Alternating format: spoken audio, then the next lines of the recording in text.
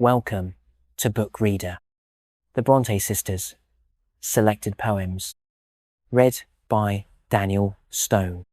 Firstly, we're going to look into the magnificent mind of Charlotte Brontë. Lines addressed to the Tower of all nations.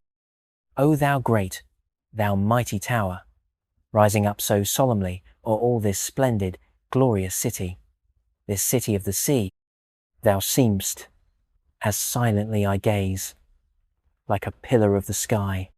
So lofty is thy structure grey, so massive and so high. The dome of heaven is o'er thee hung, with its maze of silver stars. The earth is round about thee spread, with its eternal bars. And such a charming doggerel as this was never wrote, not even by the mighty and high Sir Walter Scott. Written upon the occasion of the dinner given to the literati of the Glass Town, which was attended by all the great men of the present time, soldier, sailor, poet and painter, architect, politician, novelist, and romancer. The splendid hall is blazing with many a glowing light, and a spirit-like effulgence mild, a flood of glory bright, flows round the stately pillars, nor dimly dies away in the arched roof of solid stone. But there each golden ray shines with a brightened splendour, a radiance rich and fair, and then falls amid the palace vast, and lightens up the air, till the atmosphere around is one continuous flow of streaming lustre, brilliant light, and liquid topaz glow. All beneath this gorgeousness there sits a chosen band of genius high and courage bold, the noblest of the land. The feast is spread, and brightly the purple juice doth shine in the yellow gold magnificent, the sparkling generous wine. And all between the thunders of patriotic cheers is heard the sounding orchestra, while the inspiring tears of a rich southern vineyard are quaffed to wish the health of some most noble warrior fierce, a nation's power and wealth. And then arises slowly an orator of might, and pours a flood of eloquence upon this festal night. The gentle stream flows dimpling among rhetoric's bright flowers, poises in wild sublimity on eagle's wing high towers, and lost amid the cloudy curtains of his might, far beyond the common ken his spirit has taken flight. For a while he dwells in glory within the solemn veil, then returns upon the smoother seas of beauty fair to sail. The scene this night is joyous within these palace walls, but ere 10 passing centuries are gone, these lofty halls may stand in darksome ruin. These stately pillars high may echo back far other sounds than those which sweetly fly among their light bold arches, and mingling softly rise in a wild enchanting melody which tremulously dies. The yell of the hyena, the bloody tiger's howl, may be heard in this magnificence, mixed with the lion's growl, while in the cold pale moonlight may stand the ruins grey, these marble columns mouldering, and gladness fled away. Home, sickness. Of college I am tired. I wish to be at home, far from the pompous tutor's voice and the hated schoolboys. I wish that I had freedom to walk about at will, that I no more was troubled by my Greek and slate and quill. I wish to see my kitten, to hear my ape rejoice, to listen to my nightingale's or parrot's lovely voice. And England does not suit me. It's cold and full of snow, so different from black Africa's warm, sunny, genial glow. I'm shivering in the daytime and shivering all the night. I'm called poor, startled, withered wretch and miserable wight. And oh, I miss my brother, I miss his gentle smile, which used so many long dark hours of sorrow to beguile. I miss my dearest mother. I now no longer find aught half so mild as she was, so careful and so kind.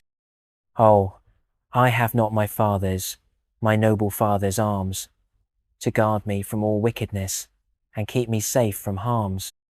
I hear his voice no longer, I see no more his eye. Smile on me in my misery, to whom now shall I fly? From Retrospection, we wove a web in childhood, a web of sunny air.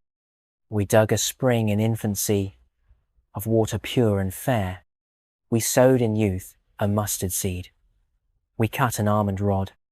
We are now grown up to riper age. Are they withered in the sod? Are they blighted, failed and faded? Are they moulded back to clay? For life is darkly shaded, and its joys fleet fast away. Faded, the web is still of air, but how its folds are spread, and from its tints of crimson clear, how deep a glow is shed. The light of an Italian sky, where clouds of sunset lingering lie, is not more ruby red, but the spring was under a mossy stone. Its jet may gush no more. Hark! Skeptic bid, thy doubts be gone. Is that a feeble roar rushing around thee? Lo, the tide of waves where armed fleets may ride, sinking and swelling, frowns and smiles, an ocean with 1,000 isles, and scarce a glimpse of shore. The mustard seed in distant land bends down a mighty tree. The dry, unbudding almond wand has touched eternity. There came a second miracle, such as on Aaron's scepter fell, and sapless grew like life from heath, bud, bloom, and fruit in mingling wreath, all twined, the shriveled offshoot round, as flowers lie in the lone grave mound.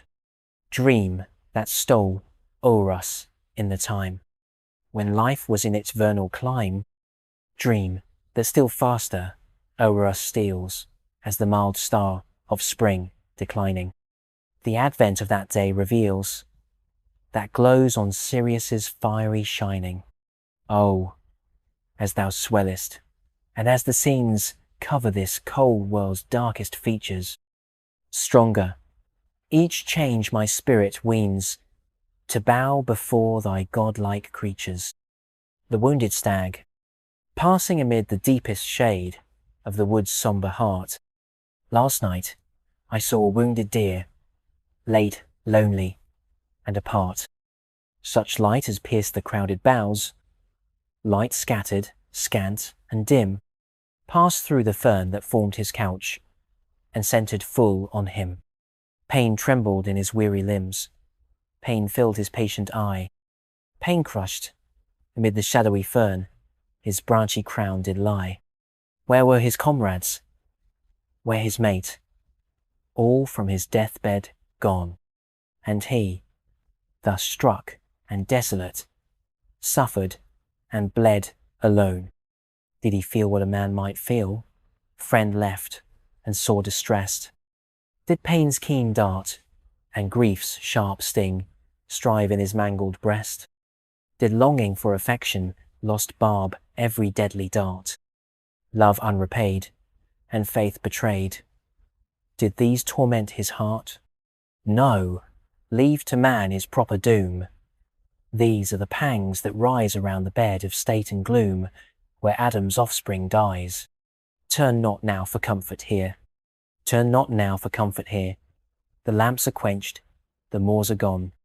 Cold and lonely, dim and drear, void are now those hills of stone. Sadly sighing, Anvil woods whisper peace to my decay. Fir tree over pine tree broods, dark and high and piled away. Gone are all who saw my glory. Fill on festal nights the trees, distant lit, now silver hoary, bowed they to the freshening breeze. They are dead who heard at night woods and winds and waters sound, where my casements cast their light red upon the snow-piled ground.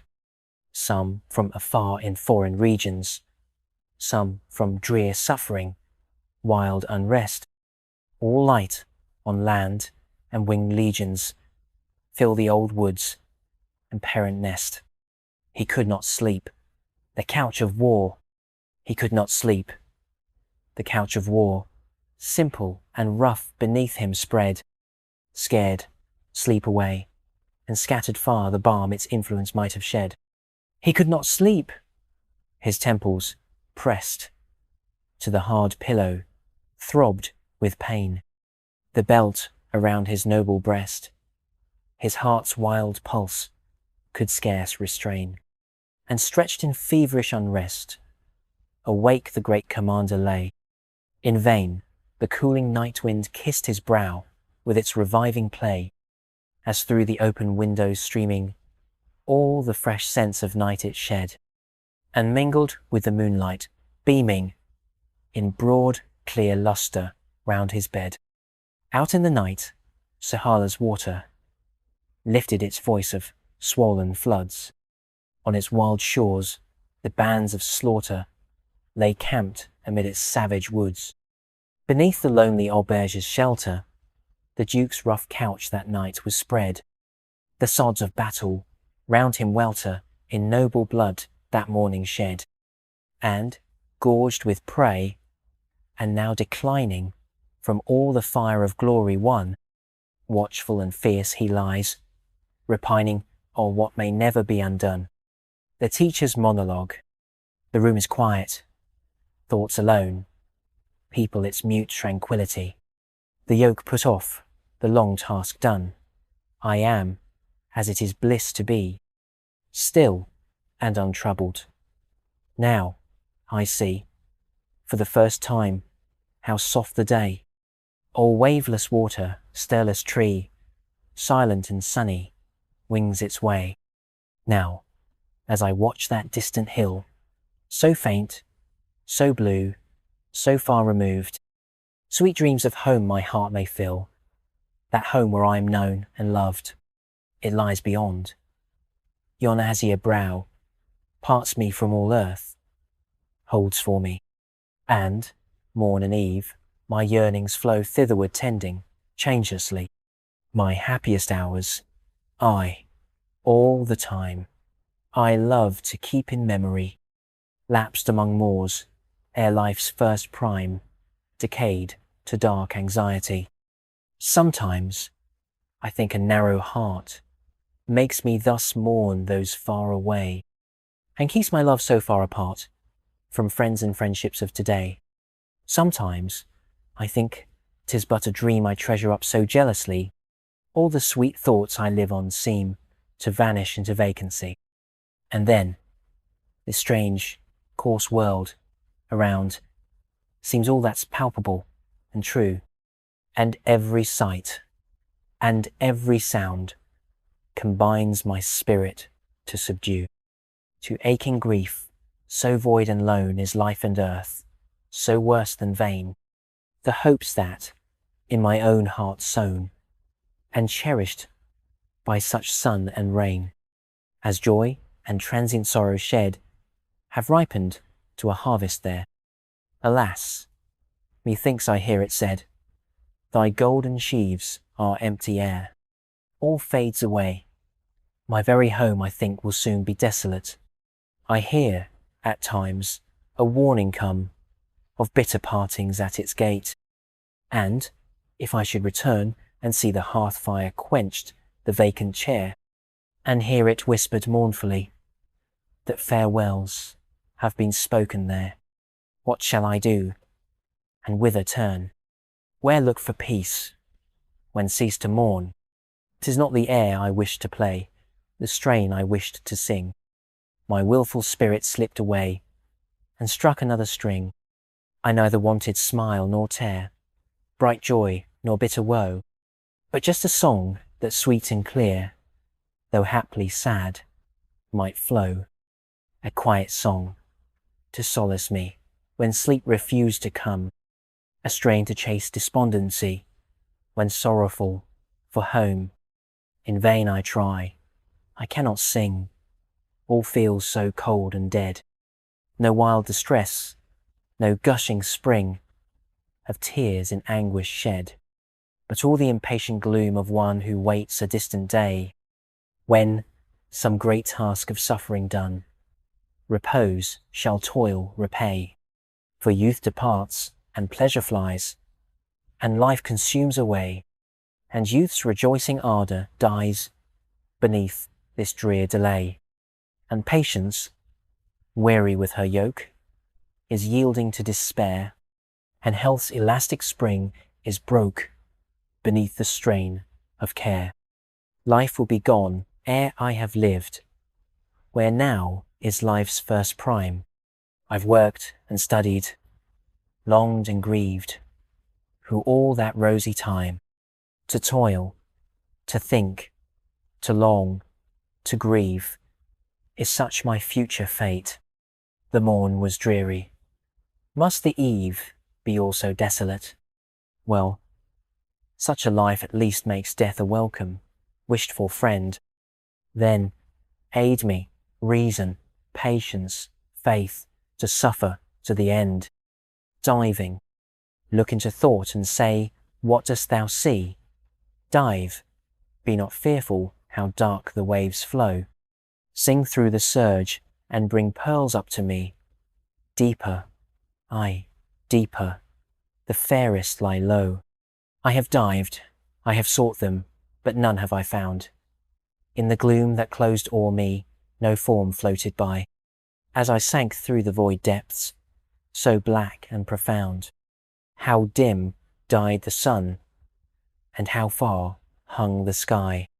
What had I given to hear the soft sweep of a breeze, bearing life through that vast realm of death?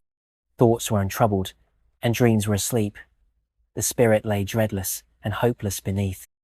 Gods of the Old Mythology, gods of the Old Mythology, arise in gloom and storm.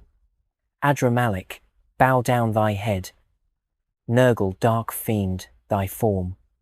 The giant sons of Anakim bowed lowest at thy shrine, and thy temple rose in Argob, with its hallowed groves of vine, and there was eastern incense burnt, and there were garments spread with the fine gold, decked and broidered, and tinged with radiant red, with the radiant red of furnace flames, that through the shadow shone as the full moon, when, on Sinai's top, her rising light is thrown. Baal of Chaldea, dread god of the sun, come from the towers of thy proud Babylon, from the groves where the green palms of Media grow, where flowers of Assyria all fragrantly blow, where the waves of Euphrates glide deep as the sea, washing the gnarled roots of Lebanon's tree. Ashtaroth, curse of the Ammonites, rise, decked with the beauty and light of the skies. Let stars be thy crown, and let mists round thee curl, light as the gossamer, pure as the pearl. Semele, soft vision, come glowing and brightly, come in a shell, like the Greek Aphrodite, come in the billowy rush of the foam, from thy gold house in Elysium, Rome, where the bright purple blooms of glory. Picture forth thy goddess story, come from thy blood-lit furnaces, most terrible and dread. From thy most black and bloody flames, god Moloch, lift thy head, where the wild wail of infant lungs shrieks horribly alone, and the fearful yelping of their tongues sounds like a demon's groan. There, their heart-riven mothers haste with burdened arms, raised up, and offer in their agony to thee thy gory cup, O Dagon, from thy threshold. Roll on thy fishy train, and fall upon thy face and hands, and break thy neck again. Enormous wretch, most beastly fiend, plague of the Philistine. Over locked ark I bid thee come, with its cherubim divine, and Belial loathsome. Where art thou? Dost hear my rampant voice? I mean to be obeyed, man, when I make such a noise. My harp is screeching, ringing out with a wild fevered moan, and my lyre, like a sparrow with a sore throat, has a most unearthly tone. A bottle of brandy is in me, and my spirit is up on high, and I'll make every man amongst ye pay the piper ere I die. And as for thee, thou scoundrel, thou brimstone sulphurous, Mammon, let's have no more of thee, nor of thy villainous gammon. I'll be with you with a salt whip, most horrible for eye, and I'll lash you till your hair turns as black as mine is grey. You shall dwell in the red range while I blow the coals full fast, and I'll make you feel the fury of a rushing furnace blast. Leap down the sweating rocks and the murderous caves of the pit, and stamp with your hooves, and lash with your tails, and fire, and fury spit. I'll be at you in a jiffy as fast as I can run, but I'm riding now on the horns of the moon and the back of the burning sun. The wind is rushing before me, and the clouds in a hand gallop go, and they are getting it properly when they fly a stiver, too slow. For the weed slimy lands of the earth send up such a stink to me that I'm fain to go on in my mad career, and soon shall I be with ye. I'm a noble fellow. Flames I spew, I shall eat them up if I'm spared. I'm going to the pit of sulphur blue, and my name is Thomas Aird.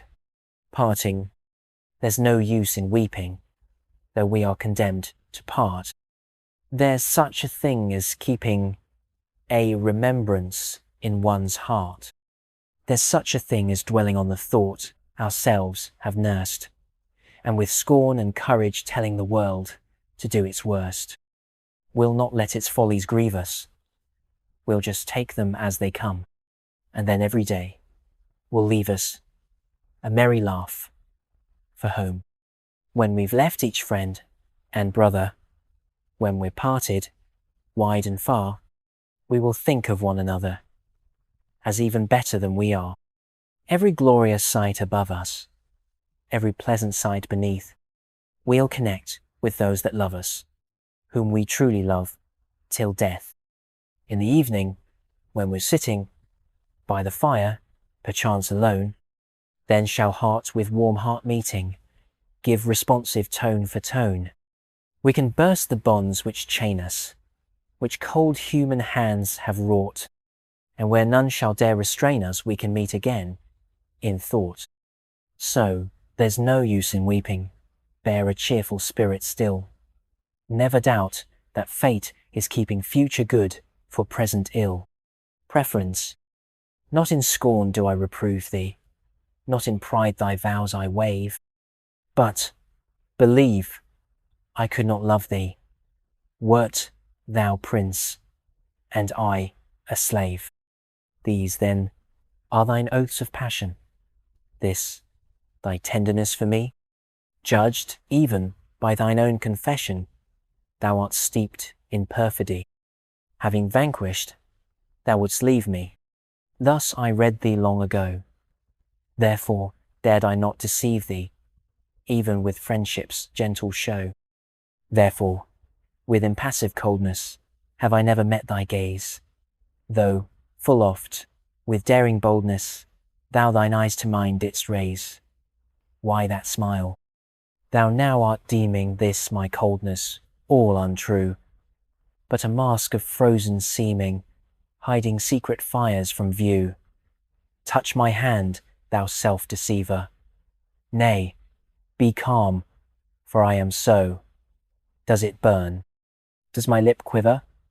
Has mine eye a troubled glow? Canst thou call a moment's colour to my forehead, to my cheek? Canst thou tinge their tranquil pallor with one flattering feverish streak? Am I marble? What? No woman could so calm before thee stand. Nothing living, sentient, human could so coldly take thy hand. Yes, a sister might, a mother. My good will is sisterly. Dream not then I strive to smother fires that inly burn for thee. Rave not, rage not, wrath is fruitless, fury cannot change my mind.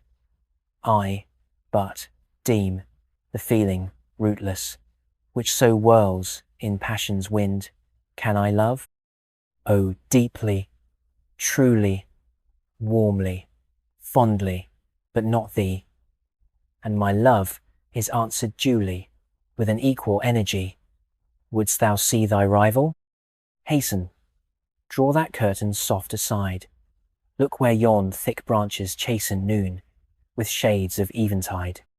In that glade, where foliage blending forms a green arch overhead, sits thy rival, thoughtful bending, o'er a stand with papers spread, motionless, his fingers plying that untired, unresting pen, time and tide unnoticed flying. There he sits, the first of men, man of conscience, man of reason, stern, perchance, but ever just, foe to falsehood, wrong and treason, honour's shield and virtue's trust, worker, thinker, firm defender of heaven's truth, man's liberty, soul of iron, proof to slander, rock where founders tyranny. Fame he seeks not, but full surely she will seek him in his home. This I know, and wait securely for the atoning hour to come. To that man my faith is given. Therefore, soldier, cease to sue. While God reigns in earth and heaven, I to him will still be true. Morning was in its freshness still. Noon yet far off with all its stir. Cool early shade, calm leisure fill the silent hall and summer room. 2 hours I yet may number ere full glaring day brings tumult near, and lets intensive labour, care, disturb my humble home. 2 hours, how shall they speed with me? In measured task, toil self-assigned. No, eager claim for liberty, some sense now urges in my mind, through fancy's realm of imagery, some strange delight in ranging free, some joy that will not prisoned be, brisk as the western wind. It hurries back and brings the past sweetly before my soul. It wings its way, like rapid blast, to the far future's goal. Pleasant the thoughts its pinions chase, and, bright though vague, the dreamy plaque, where tends its winged and ardent race, farther than oceans roll. Each pleasant passage in my life I now live o'er again. I pass the weary hours of strife, forget the scenes of pain, what scorn has said and hate has done. Oblivion's veil lies dimly on, and tears by woe from weakness won remembrance cease to stain. But every gift by joy bestowed I count in numbers true, and every hour that smoothly flowed, this hour does well renew. And, if love's whisper ever yet my ear-like note of music met, this summer wind seems to repeat the tones with cadence due. 'Tis bitter sometimes to recall illusions once deemed fair, but in this golden moment all doth fairy gilding wear, and fond and fast the pulses beat, departed passion's shade to greet, rising in transient vision, sweet to colour empty air. Master and pupil, I gave at first attention close, then interest warm ensued. From interest, as improvement rose, succeeded gratitude. Obedience was no effort soon, and labour was no pain, would give me strength again. From others of the studious band, ere long he singled me, but only by more close demand and sterner urgency. The task he from another took, from me he did reject. He would no slight omission brook, and suffer no defect. If my companions went astray, He scarce their wanderings blamed. If I but faltered in the way, his anger fiercely flamed. When sickness stayed a while my course, he seemed impatient still, because his pupil's flagging force could not obey his will. One day, when summoned to the bed, where pain and I did strive, I heard him, as he bent his head, say, God, she must revive. I felt his hand, with gentle stress, a moment laid on mine, and wished to mark my consciousness by some responsive sign. But, powerless then to speak or move, I only felt within the sense of hope, the strength of love, their healing work begin. And as he from the room withdrew, my heart his steps pursued. I longed to prove, by efforts new, my speechless gratitude, when once again I took my place, long vacant, in the class. Th' unfrequent smile across his face did, for one moment, pass. The lesson done, the signal made, of glad release and play. He, as he passed, an instant stayed, one kindly word to say, Jane, till tomorrow you are free from tedious task and rule. This afternoon, I must not see that yet pale face in school. Seek in the garden shades a seat, far from the playground din. The sun is warm, the air is sweet. Stay till I call you in. A long and pleasant afternoon I passed in those green bowers, all silent, tranquil, and alone, with birds and bees and flowers. Yet, when my master's voice I heard call from the window, Jane, I entered, joyful at the word, the busy house again. He in the hall paced up and down. He paused as I passed by. His forehead stern relaxed its frown. He raised his deep-set eye. Not quite so pale, he murmured low. Now, Jane, go rest a while. And as I smiled his smoothened brow, returned as glad a smile, my perfect health restored. He took his mien austere again, and, as before, he would not brook the slightest fault from Jane. The longest task, the hardest theme, fell to my share as erst, and still I toiled to place my name in every study first. He yet begrudged and stinted praise, but I had learned to read the secret meaning of his face, and that was my best meed. Even when his hasty temper spoke, in tones that sorrow stirred, my grief was lulled as soon as woke by some relenting word. And when he lent some precious book, or gave some fragrant flower, I did not quail to envy's look, upheld by pleasure's power. At last our school ranks took their ground. The hard-fought field I won.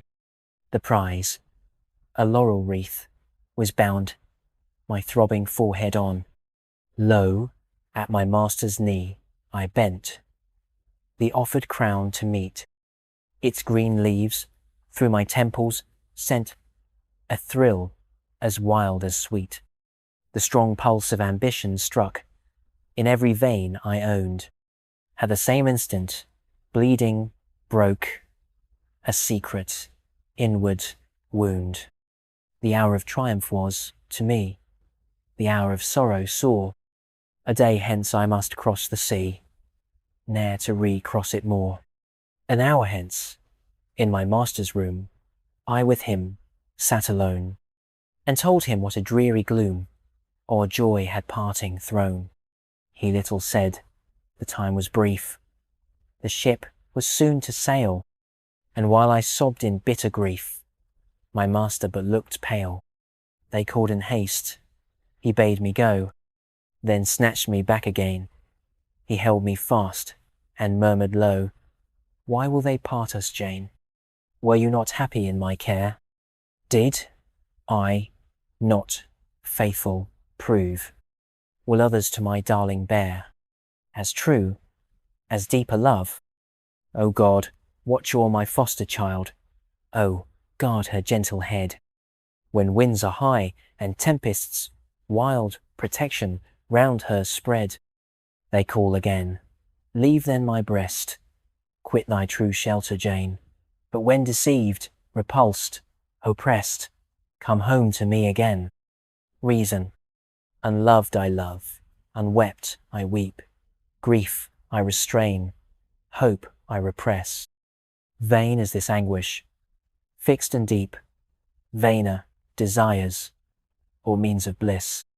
My life is cold, love's fire being dead, that fire self-kindled, self-consumed, what living warmth erewhile it shed, now to how drear extinction doomed.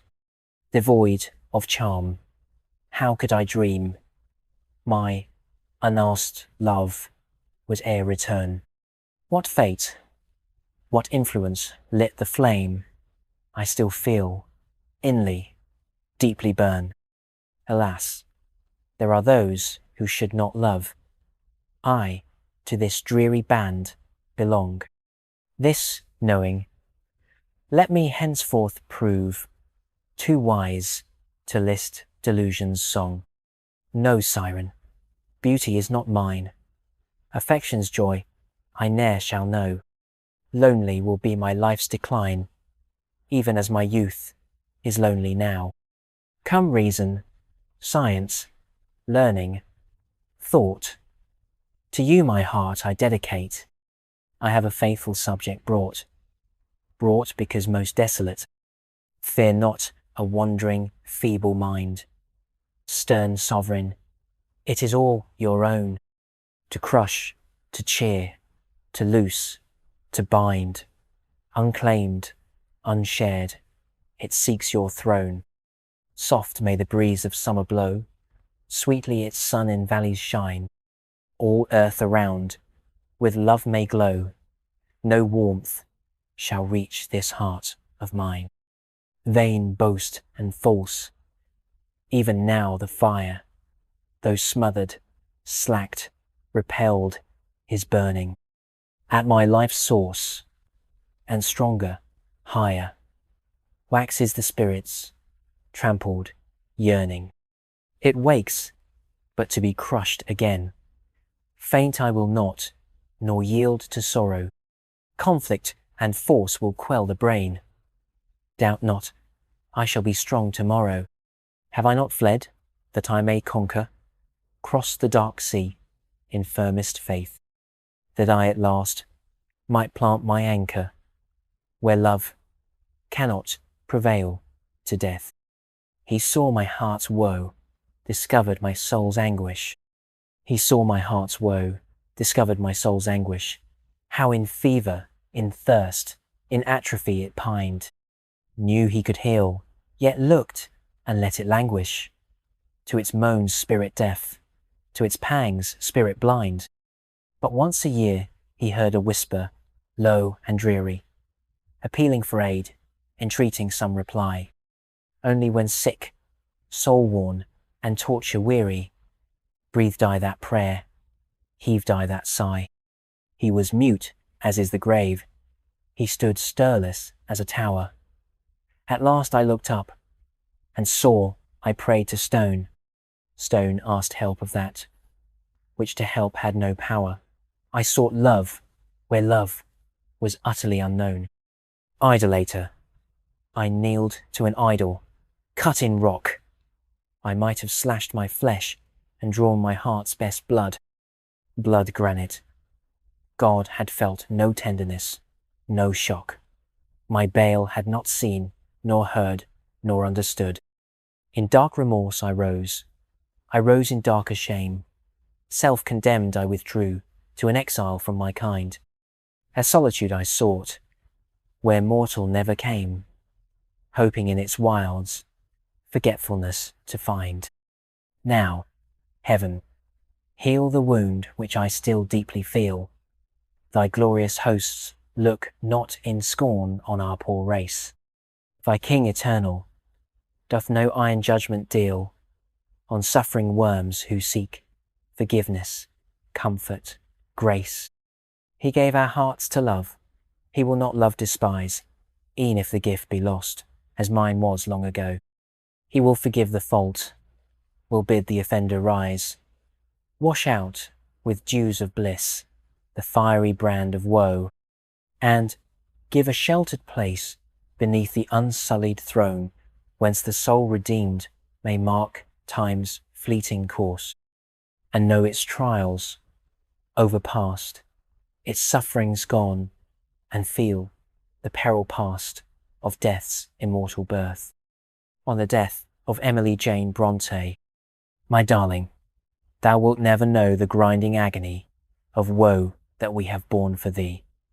Thus may we consolation tear, e'en from the depth of our despair and wasting misery. The nightly anguish thou art spared, when all the crushing truth is bared to the awakening mind, when the gold heart is pierced with grief, till wildly it implores relief, but small relief can find. Nor knowest thou what it is to lie, looking forth with streaming eye on life's lone wilderness. Weary, weary, dark and drear, how shall I the journey bear, the burden and distress? Then, since thou art spared such pain, we will not wish thee here again. He that lives must mourn. God help us through our misery, and give us rest and joy with thee when we reach our bourne. On the death of Anne Brontë, there's little joy in life for me, and little terror in the grave. I've lived the parting hour to see of one I would have died to save, calmly to watch the failing breath, wishing each sigh might be the last, longing to see the shade of death o'er those beloved features cast. The cloud, the stillness that must part the darling of my life from me, and then to thank God from my heart, to thank him well and fervently, although I knew that we had lost the hope and glory of our life, and now, benighted, tempest-tossed, must bear alone the weary strife.